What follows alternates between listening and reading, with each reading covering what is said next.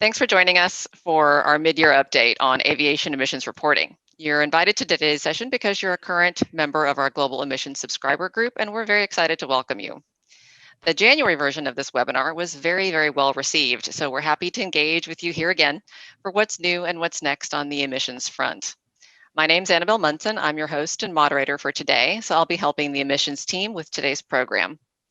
I'm going to let our experts take charge, and I'll do all the heavy lifting here in just a moment. So we can keep our program to about 30 to 40 minutes total, but we do want to definitely get to your questions. Let's go ahead and get moving. Today's agenda includes a summary of global emissions programs, everything you need to know right now on EU ETS and then UK ETS. We're going to be focusing on applicability to your operation and key deadlines that are coming up. We've got key insights on all of the above as well with our special guests and partners from Aviation Emission Solutions Limited, Chris Johnson and Rick Cordes. Welcome. We'll go over a CORSIA update as well. We'll get insights into voluntary offsets and sustainability from our team. And we're going to close out the session with your questions for everyone on the emissions team.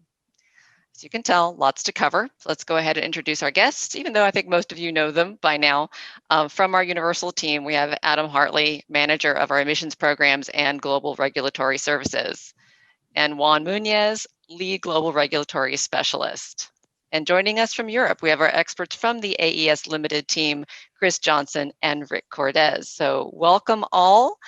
Happy to have you. And Adam, I'm going to hand off to you to get things started. Awesome. Thank you so much, Annabelle. Thank you to everybody who's able to attend today. We certainly appreciate it. We value the relationships, the partnership, the business, of course. And the value in that relationship that we wanted to bring to you this presentation to talk about all of the things in global emissions coming up this year. There's a lot of change. There's new programs. There's changes to old programs, new things on the horizon. So I thought, although it's great for us to send out a train of emails and things like that, this program and these programs and responsibilities are just so expansive that it's better to get on here and talk face to face. So, of course, Annabelle already introduced Juan, Rick, and Chris, who will talk, be our experts here as I walk through some of this stuff. But here's the plan. We're going to hit the mandatory stuff first, talk initially about the legacy program, EU ETS, talk about our newest entrant and sister program, UK ETS, which are really our heavy lifting as far as what's happening in global emissions right now. We'll also touch base, so Juan will be talking about the monitoring plan side of that. Rick and Chris, the registry account side of those things. We'll hit on CORSIA, like Annabelle said, and talk about voluntary and get out. So that legacy program, working back to where this all started, EU ETS. We've got some changes to EU ETS this year, which with Brexit moving the UK out of EU ETS, creating this separate program, that's also created some actions and responsibilities within EU ETS one. So tell us how Brexit has affected monitoring plans and member states for operators. Sure. Thank you, Adam. And thanks everyone for joining. It's really great to see so many faces and so many people joining us today.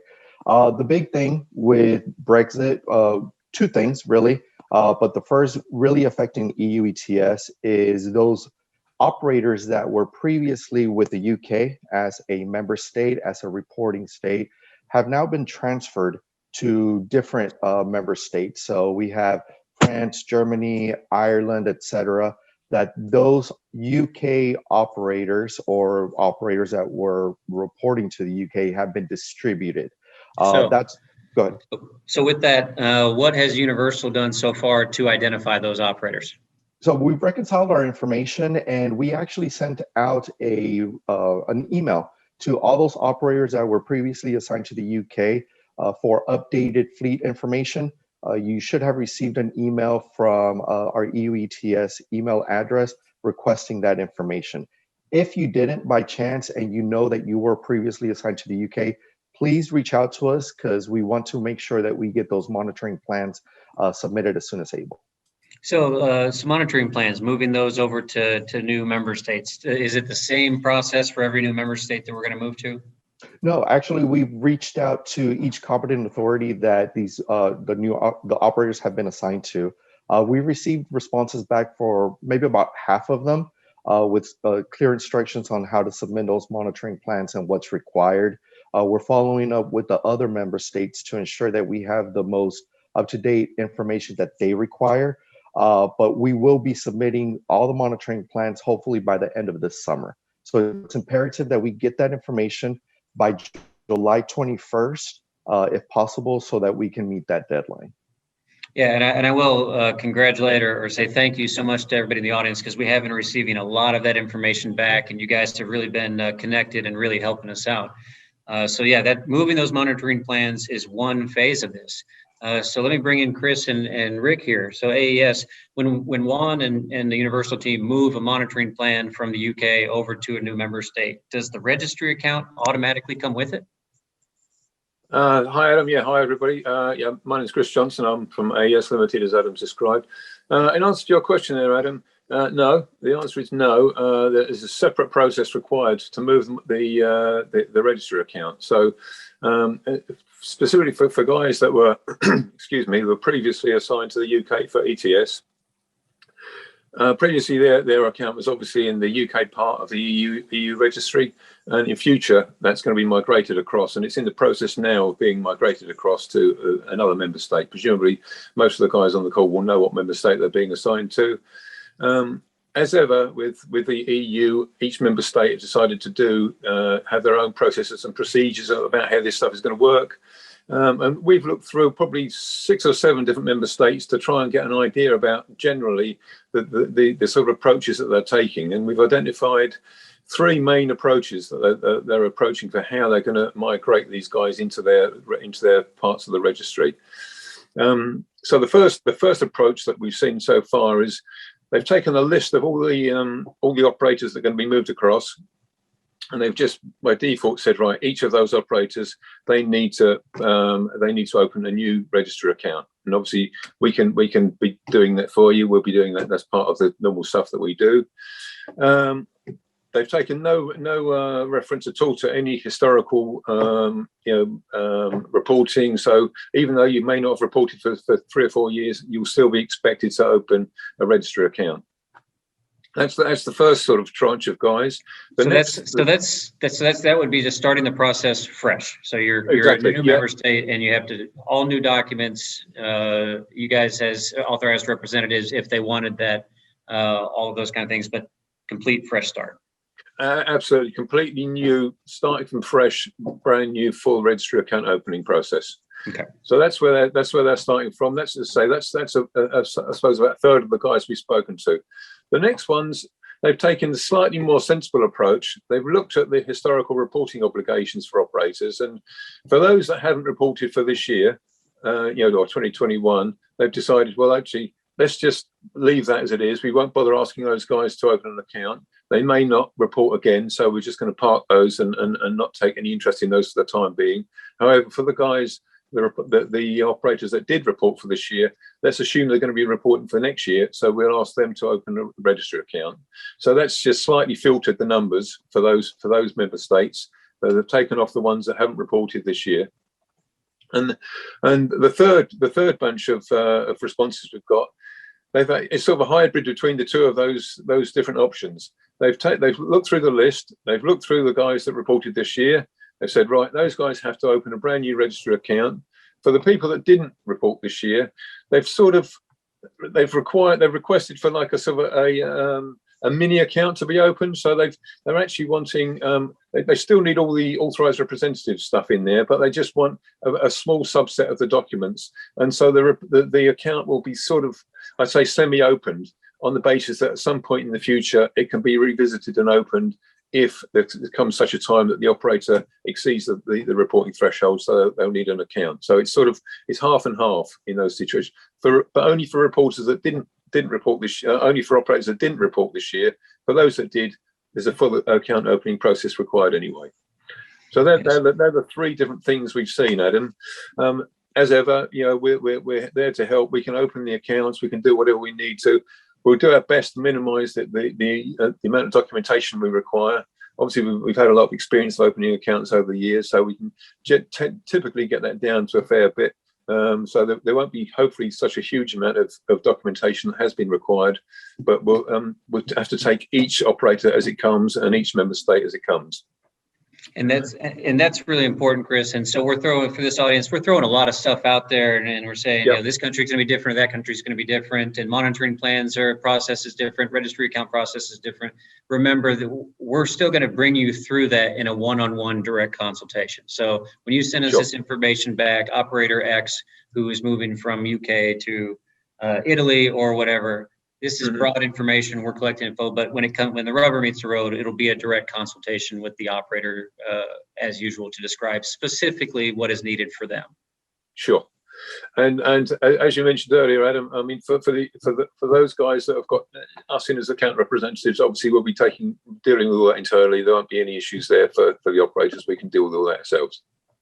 And we want the people to know that on this call who do not utilize Chris and Rick as authorized representatives on registry accounts. So if you're still an authorized rep for your corporate account and you've had to put your information, do background checks, all that kind of stuff to be an authorized rep on a corporate or company account, if you don't want to go through that process again as you move, I would really want everybody to consider using a third party, Chris and Rick, as those authorized representatives to fill in that individual requirement that's so tough, the FBI background checks, apostille documents, all that kind of stuff, your personal information. So many already take part of that service, but if you're not and you have to move your registry account, we do have individuals who are vetted and vested in this process who can serve those functions in a transparent manner for you on your account.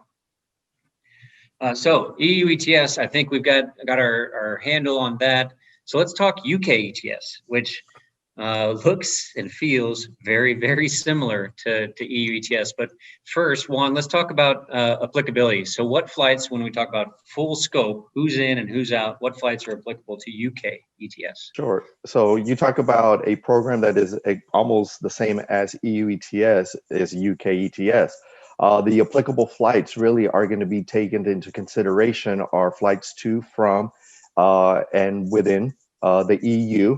Those are going to be used as the threshold operation. So, now that we've been doing EU ETS with the 1,000-ton threshold, we know what kind of operations that transcribes, correct? Same thing with UK ETS. To reach that threshold of 1,000 tons, they're going to take into account all the EU ETS legs. However, if you have any one operation into or out of the UK, that's where you are going to be responsible for actually submitting a report for the new program of UK ETS. So let's think about how these two programs are married. They kind of overlap each other, right, when it comes to full scope. So we're deciding who is applicable. You're looking at all flights to, from, and within the EU/UK now to come up with that full number. And then when we report, that's where the separation happens? That's correct. So you're going to have, if you do reach that 1,000-ton threshold for EU ETS, you are going to have to report for both programs if you had one operation into the UK. So it's really follow the money, right? So we're looking at where are those offsets going to go at the end of the day. Instead of the offsets being funneled into a main EU bucket, the UK has parsed out the offsets that are required for their legs into their own bucket. Correct. But the steps to establish an operator in the UK. So I don't want to, something Chris mentioned, which the regulators are still very focused, on 2020. What happened last year? What happened? And what we know is last year is not a representation of our normal flying, our normal flights. So you guys as operators have a much better idea of what you think is going to happen in 2021, or have you returned to a full schedule? Are you not returning to a full schedule until 2022? That can kind of determine how far we go into setting you up at the UK ETS. But my main point here is that we'd like to establish the administration for both programs, move the operators for EU ETS from the UK into their new homes. For UK ETS, establish the operators who we think are going to have a good chance of reporting Let's not think about 2020. Let's think about 2017, 2018, 2019 for our flights.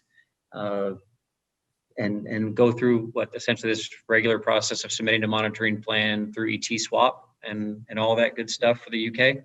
Correct. And one thing I will mention that might be a little confusing to some operators out there, when we talked about Brexit and moving monitoring plans, keep in mind that it's only for those operators that were assigned to the UK member state. We have only reached out to those operators to receive the updated information so we can submit those monitoring plans. We will be reaching out to everyone else later this year to be able to get that updated information. So if you have not received anything from us, it's probably because you are not part of the UK or we're not reporting to the UK. Therefore, that information we'll utilize later on this year. Gotcha. So, Chris, once one has a monitoring plan in the UK set up, we have to go back through the whole process of a separate registry account, right? Our EU ETS registry account is not going to work to help us with the UK. No, it's exactly the same, Adam, as the monitoring plans. It's a totally new system, totally separate from the EU ETS. So essentially, you have to go through exactly the same steps. It's almost like a sort of a younger brother of the EU ETS, but not related in any way. Yeah, all those steps need to be gone through. We're a fair way on the track for opening accounts in the UK ETS. We're a fair way down the road there. So we're pretty familiar with what we're going to see. Very similar to the EU ETS. If anything, I'd say the UK have been slightly more pragmatic about the documentation that's required. So possibly not quite so many documents required, but aside from that, very, very similar. So I think if you imagine what you've been through on the EU ETS, you can imagine exactly the same thing for the UK ETS. Gotcha. So let's talk about how we wrap up with both of those programs, because it's going to be a little bit different. So when it comes to allowances, we've had the EU ETS allowances, which have had some big changes here recently in the last year, mainly around their pricing, which I'd like you guys to talk about. So something that's really important for this group as we return to flight and people think about going over those thresholds and having to report. Carbon credits, are 2 or 3 times as much as you remember them. So let's talk about offsets for EU ETS as well as offsets for UK ETS and how those two are related or not related. Yep. Yeah, I mean, if I can just bring Rick in on that one, Adam. Rick's the expert on the allowances front. Yeah, hi everyone. Rick Cordes, Chris's partner at Aviation Mission Solutions, AES. As you probably know, we've been working with Adam's team pretty much from when the EU ETS started, so a great partnership there. So thanks for joining us today. Just to outline some of the changes that have occurred in more recent times, I'm sure you're all aware that, or many of you are, that when the EU ETS first started, we were looking about €3 per carbon credit. We're now upwards of €60. So that's getting on for a 20-fold increase. To put that in operational context, if you say take a flight on a G550, 2-hour flight, that equates to about 10 tons of CO2 emissions. At €3, that's only €30. But now it's almost getting upwards of €60. We're looking at €600 for that very same flight, which is over $700 US. So a substantial difference there, and I'm sure your companies and owners are noticing this going forward now. But low prices prevailed for a long time, and that was mainly due because there was a flood of allowances that entered the market and remained in the market for quite a number of years. But in more recent times, the EU has introduced what they call a mechanism called the Market Stability Reserve. And what that does, in fact, it essentially regulates the flow of allowances into the market. To make an analogy, it's a bit like the OPEC situation.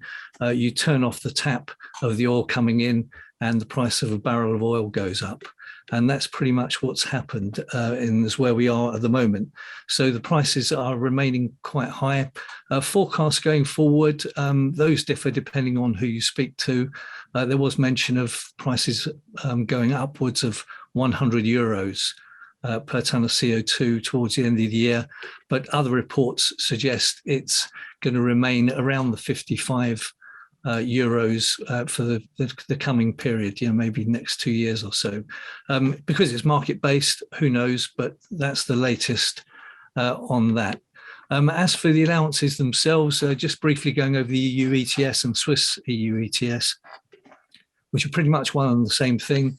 We're still talking about the two allowances that are valid allowances. That's the EUA and EUAAs. That's European Union Allowance, European Union Aviation Allowance.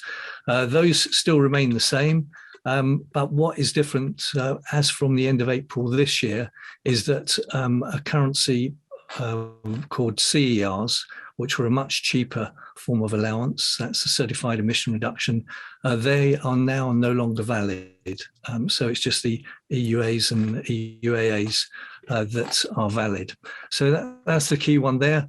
UK ETS, as pretty much Chris, Juan and Adam have alluded to, it's very similar to the EU ETS.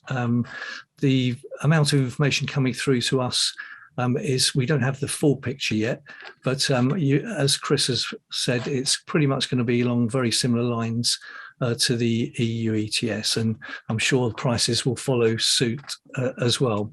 The UK ETS has what's equivalent to the market stability reserve that the EU ETS has, and that's called cost containment mechanism. And again, it's pretty much the same sort of thing. It's like a tap. You turn it on, you turn it off, and that can influence the price of allowances.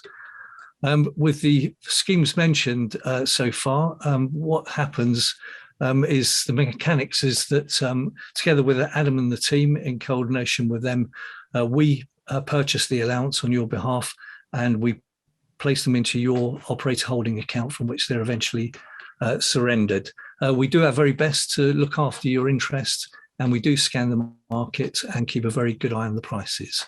So do rest assured we're trying to look after you as much as we can. Finally, just mention of CORSIA.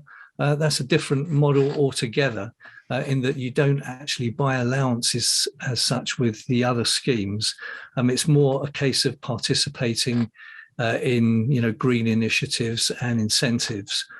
So your company owners or whoever, they will be buying into various schemes to offset your CO2 footprint operationally. So yeah, that's a fair bit different in that sense.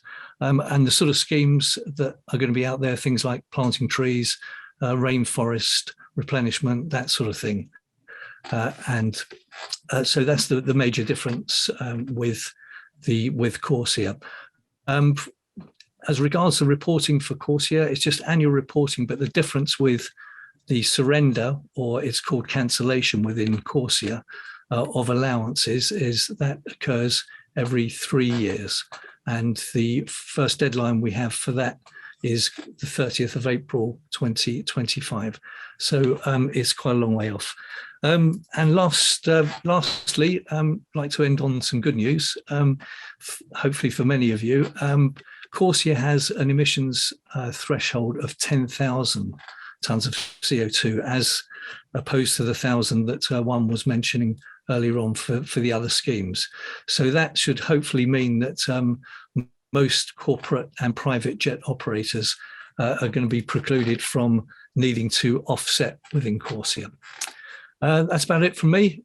Hand you back to Adam and the team. Thanks for. Well, for Rick, sorry, this is Chris. Can I just ask? I mean, the units for the UK ETS and the units for the EU ETS, are they interchangeable or are they totally separate things?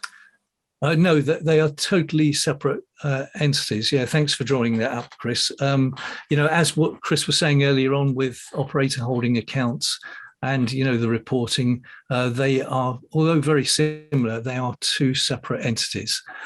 So the allowances are not interchangeable. Okay, thanks. Perfect. Thank you so much for that update, Rick, and really great information and a little bit peek behind the scenes for the operators so they understand it a little bit better. Corsia, you brought up Corsia, which is where we were going next. Fantastic. Again, the applicability of flights one. Who is applicable to Corsia when we're tracking those flights? So yes, as Rick mentioned, the threshold is 10,000 tons, but you have to think in Corsia terms. Corsia involves all international operations. So it's any flight that originates in country A and goes to country B. So it's your flight from U.S. Canada, U.S. Bermuda, Bahamas, etc. So any international flight really contributes to that 10,000 ton threshold. And like Rick was saying, though, we're not offsetting until 2025. So we're grouping the next 3 years together. But what's different about Corsia than what we may be used to for EU ETS? Well, it's that threshold, number one, and number two is that we're kind of going to step back into the very first years of EU ETS where we needed data validation. So the data that is going to be submitted for reporting, if reporting needs to be done, must be verified by an accredited verifier. So stepping back to tech logs and verification and all of those types of things. And the reason for that for the audience is that because when you talk about Corsia, now we're into a global scheme, any country A to country B, whereas EU ETS all takes place within the region that is fully controlled by Eurocontrol. So Eurocontrol has all of that data and all of those records. Globally, we obviously don't have a cohesive system to pull those types of records together. So the EU will give you a Corsia report that only has the data that they have accessible to them. And then you have to fill in the gaps with everything else and provide your flight logs to validate it. But again, 10,000 tons, Universal's tracking UK ETS, Corsia, EU ETS, Swissy, all those filters are available to you in your global emissions flight data log, so you can see those. But we'll be talking more about Corsia later in the year after we clear some of this EU and UK business, right? Correct. Cool. And with that, the last piece we wanted to talk about was and Corsia and what Rick had talked about with the types of credits, types of programs that Corsia supports is in line with the future for global emissions, which is voluntary offset and sustainability. So Universal has stood up kind of all the background workings for voluntary carbon offset, identified a key and trusted supplier. We've been working with a few operators to calculate total carbon footprints. So looking at all of their domestic ops as well as their international ops and things that Universal already has to develop numbers of here's what your carbon footprint was for 2020, 2019, whatever, and presenting them with options to offset. So really, we're going to be pushing a lot more out as we get into the summer, but all of the background mechanism and everything for voluntary is there and ready to go. And really just looking for, we've got some good conversations going, but are open to anybody who wants to talk about their footprint for any of the previous historical periods, maybe talk about tracking for going forward, but managing that your total carbon footprint versus taking care of mandatory requirements for programs like EU ETS and UK ETS. I think just where the trend for the industry is going is what are you doing on a broader scale than the mandatory requirements. So we just want to make sure that everybody knows that we can help in that space, whether it's consultative, whether it's buying actual credits, connecting you with projects. Universal is here and ready to support in that space. So with that, that's really what we had as far as our program. The main point is that you guys, as our customers and clients and partners, know that Universal has kind of this, Universal and our partners have all of this work well in hand, that we're working with you operators directly, that you feel comfortable that although there's emails and all sorts of stuff coming at you from different programs and different competent authorities, that we got your back and that you should feel comfortable and secure that we're doing the right things and we'll come to you directly as we need more information. So with that, I'll kick it back over to you, Annabelle, and see if we had any kind of Q&A or questions that people wanted to offer. Great. Thank you so much, Adam, and thank you to all of our panel.